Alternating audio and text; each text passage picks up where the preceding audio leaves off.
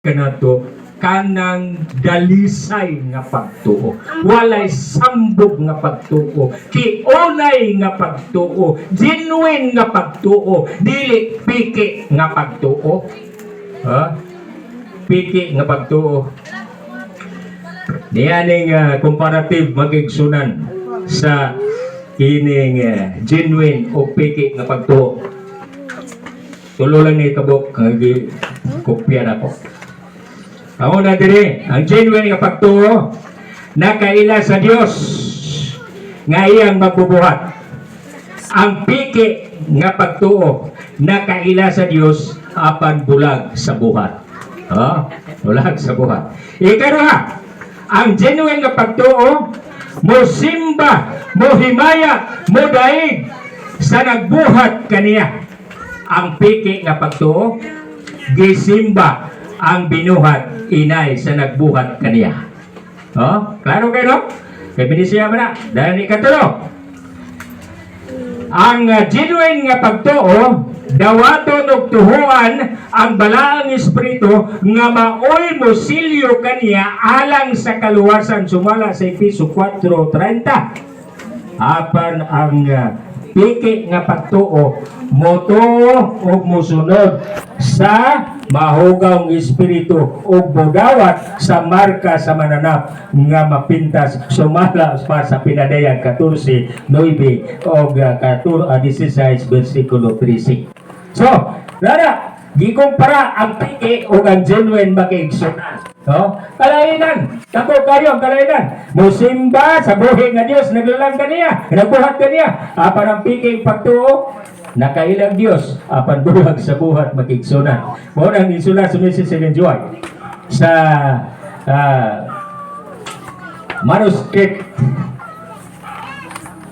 manuscript niya, atong ikawalo ka manuscript niya, atong 1900s. Ingon siya, those who have genuine faith in Christ. Sa ko, no? Kadto nga dunay genuine nga pagtuo diha kang Kristo will be worked by the Holy Spirit. The soul in whose heart faith abides will grow into a beautiful temple for the Lord. O sige yung darbe kigsunan, kadtong nagabaton sa usa ka genuine nga pagtuo diha kang Kristo, ang balaang espiritu mo tarbaho diha kaniya. Sa ato pa, the Holy Spirit will work in us. Will work in us. Kung ang balaang espiritu magigsunan, mobuhat diri sa atong kinabuhi. Tungod kay dunay genuine nga pagtuo ngadto kang Kristo magigsunan nga tubos kanato dito sa cross, there will be great change sa atong kinabuhi. Na dunay dako sa kausaban sa ato nga kinabuhi. Sa diha nga balang espiritu mobuhat na diha sa sulod nato. Unya unsaon niya pagbuhat magigsunan ang atong kalag sa gingon dire, himuon yang matahong beautiful temple of the Lord. Pagkanindo. So, ingon na nga importansya o importante yung magigsunan kita nga mga Kristohanon na doon ay likon, doon na tayo genuine nga pagtuo, pagsalig nga to sa Diyos magigsunan. Dahil mga panultiyon din nagingon, if you're ready, kung ikaw magmagulanon, mabalakanon, you are a loser. You are a loser. Kung mabalakanon ko ta, kung saan mo na loser, building ka na? Mapilding ka sa dula? Parehas ba sa China o Philippines? Kumpiyansa ang China magigsunan, shit, region. Mo'y napildihan nila. Grabe yung baso nila magigsunan. If you're ready, you are a loser. Kung saan mo nga gilos, imong giwala, your faith. Your faith. Ang imong giwala, makigsunan, kung ikaw warrior, huwag kay pagtuo. Kaya ang tao nga doon ay pagtuo, di na siya daw warrior. Dili na siya mabalakanon. Kaya naman siya pagsaling, pagtuo nga doon sa Diyos. Ikaduha, if you don't have faith, everything is impossible. Sige ko na, kung ikaw walay pagtuo, ang tanang butang sa imong kinabuhi imposible. But if you have faith, nothing is impossible. Pag kung doon na kay pagtuo, wala yung imposibleng butang diha sa imong kinabuhi. Kung doon na kay pagtuo, ngadto sa Dios. Kaba ba ni kuan ba? Ni kiring naisugilanon ba? Dito ni nakabo sa Luzon. Si kining Inggoy Bayot.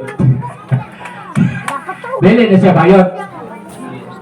Ang apelido lang ba niya Bayot? Dili sa Mindanao, wako ka kuan dili na apelido Bayot. Ha? Wala no. Pero sa Luzon patadaghanan niya. Napaka ni worker sa Philippine Publishing House nga ang apelido Bayot. Kini si Inggoy Bayot magigsunan. I was so depressed and discouraged. Ulit tao mo rin. Sa Ngoy, nga naman nga, muna tanaw mo, hoy-hoy mo yung mga baga. So, yan naman. So, makalinggat ang doon sa atong isikataw nga depressed ka, nga discouraged ka, hoy-hoy, yung mga baga ba? Tulang ka ba? Ano lang? Pero dasig ka, anak yan. Pero kini discouraged. Ano lang ka? Hoy-hoy mga baga ni mga Ngoy. Siya, murag pikigap. Ano ba? Nagulag may nagikuhan. Cleopatra. Nga naman? Nakita man sa atong insect. Insect niya. Pution, guwapuhon. Kwartaan pag yun. Igadahan mo sa sakay sa auto. Ibulagan ko. Imbes nga naprinta na. Ang amo nga kanabang invitation sa kakasali. Grabe na oy. Pero daghan ba ingon na. So, banayahan ko. Dili na tingali ko tiya maminyo ani. Sa nga naman. Mura man ko. Kaya mas di man ko guwapo. Pagwapuhay ba na ng minyo? Ha?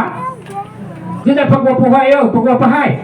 Kadaghay mga pitig na ako nga ninyo.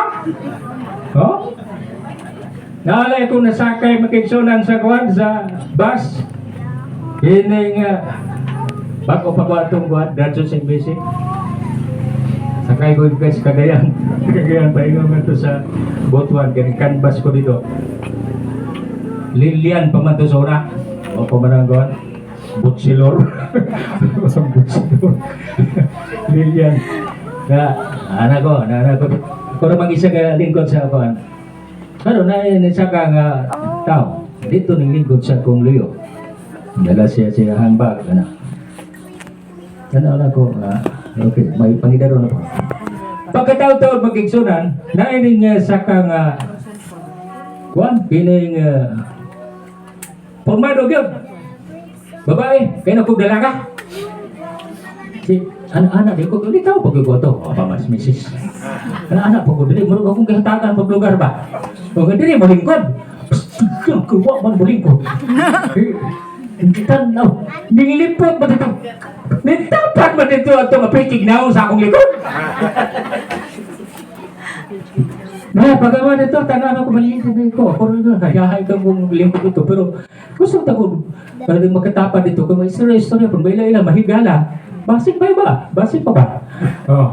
Haron magigsunan. Istorya sila dito. Uy, ang ilang istoryahan ng ilaham ang mga anak. Ninyo din, ba nag-asawa din? Pagkataw-taw, kadugan na nabiyahe magigsunan. Ni nga naman ang guwapa babae. Ni sandik man dito sa asawa ba na bigrin eh. Huwag na kadili. Hindi na niya pagwapuhay. Di na pagwapuhay magigsunan. Ayaw ka malaga. O sa gitubag siya ngayon, Inggoy. Kung mauna na ang resulta ni mo na, maghikog ka at sa punuan sa biyabas. Sa akin ay sibuyas. Dito sa biyabas. Kung mamatay man dito sa sibuyas. Kung malarot lang sibuyas, ilamas.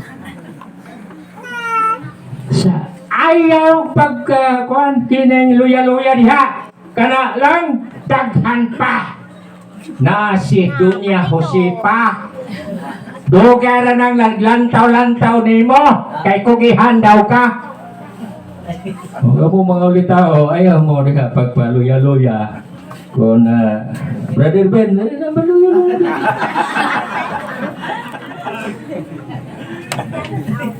So, just believe.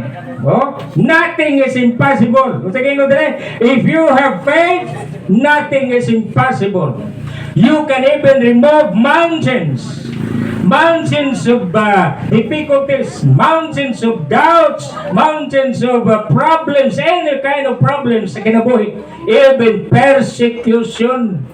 If you have faith like small as mustard seed, makikson on Matthew chapter 17 verse 20, you can even remove mountain.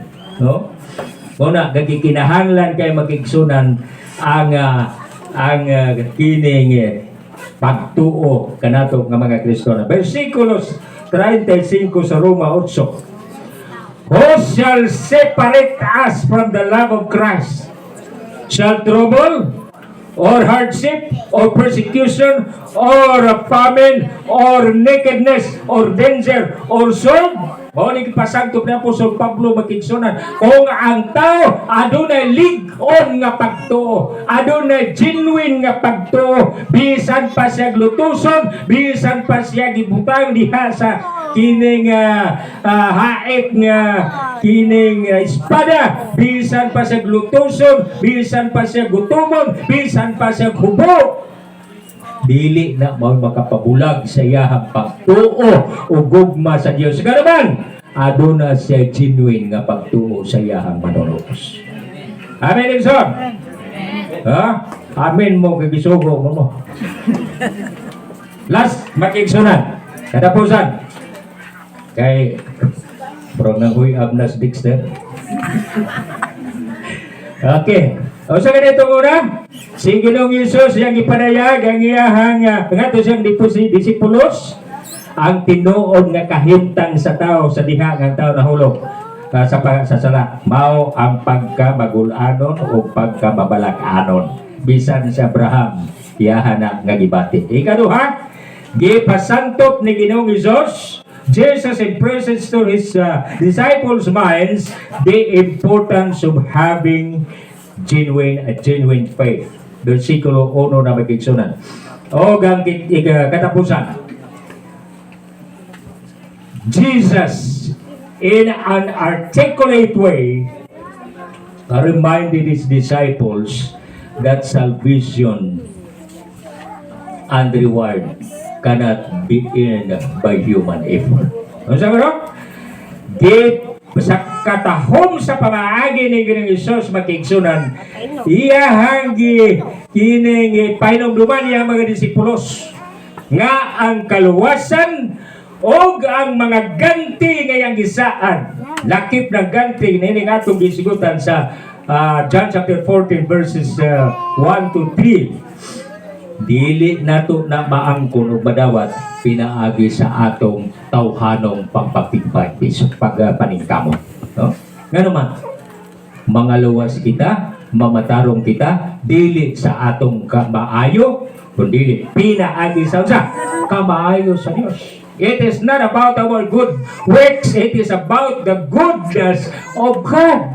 Ang kaluoy niya, ang grasya nga ipanagaya, nga niya sa gingon niya, kamo nang kaluwas pinagi sa pagtuo, pinagi sa grasya, dili pinagi sa maayong binuhatan aron walay usa nga magpasigarbo. Oh? So, tanan gihimo na sa Dios, gihimo na ni Kristo. Versikulo 2 makigsunan sa gingon diri. Sa atong teksto. In my Father's house are many rooms. Sundan ninyo magigsunan. Kay sa balay sa akong amahan, adunay daghang puluyanan. Kung wala pa unta, ako moadto. Sutian ko kamo, nga ako moadto og magandam og dapit alang kaninyo. Og kung ako makaandam na dapit alang kaninyo, mobalik ako pag-usab og kuhaon ko kamo. Aron nga kung asa gani ako, ato usab kamo. Asa may ato agod diha? Ha? Kanang pag-andam dito sa puloy-anan nga madahom. Ngapil ba ta dito masa? Ha? Ngapil ba ta dito andam? Wala. When we talk about salvation and the reward of this life, makigsunan when Jesus comes, tanan niya na gihimo sa Dios bawat na lang taglimpyo. Oh? Bawat taglimpyo. Kaluwasan, Jesus died on the cross. Napakamatay ba ta dito sa cross aron ta maluwas? Wala. Oh? Nung siya gingon sa Roma 6, versikulo 23, the wage of sin is death, but the gift of God is eternal life. That death, makigsunan, dili na atong kamatayon. Kabisan pagkapulo ta mamatay, dili ta maluwas, dili ta mapaksig-uli nga to sa Diyos. Niyan ang atong kamatayon. Kinsa man na nga kamatayon? Kamatayon ni Kristo dito sa krus. Nga mo pasig-uli ka na to, ngadto sa amahan, aron kita matubos pinaagi sa iyahang dugo. Mo nang ingon siya, but the gift of God is eternal life in Christ Jesus. Kamo nangaluwas pinaagi sa grasya, pinaagi sa pagtuo, dili pinaagi sa inyong mga maayong binuhatan, kay kini usaman kagasa sa Dios. Episo 2:8. Kung gasa makigsunan, angayan pa ba nato ng trabaho? Hindi na. Didili na nagasa. Sohol na na. Oh? Pero kung gidawat lang nato na makigsunan, kining gasa, pero ang gasa makigsunan, dili na mapuslan ba yan? Dili na mapuslan kung dili dawaton sa gigasahan. Oh? So, ang ato diha, by faith, atong dawaton ang grasya gikan sa Dios nga mao si Kristo Jesus nga atong manunubos. Gipasaylo ta sa atong mga sala, gimatarong ta pinasigi siyang dugo, gigasahan ta sa kinabuhi. Actually, we are already experiencing eternal life. Then, gisaaran tang balikan kaniya. So, kinaot pang bad na to kanunay, ang ligon, ang lunsay nga pagtuo, mintra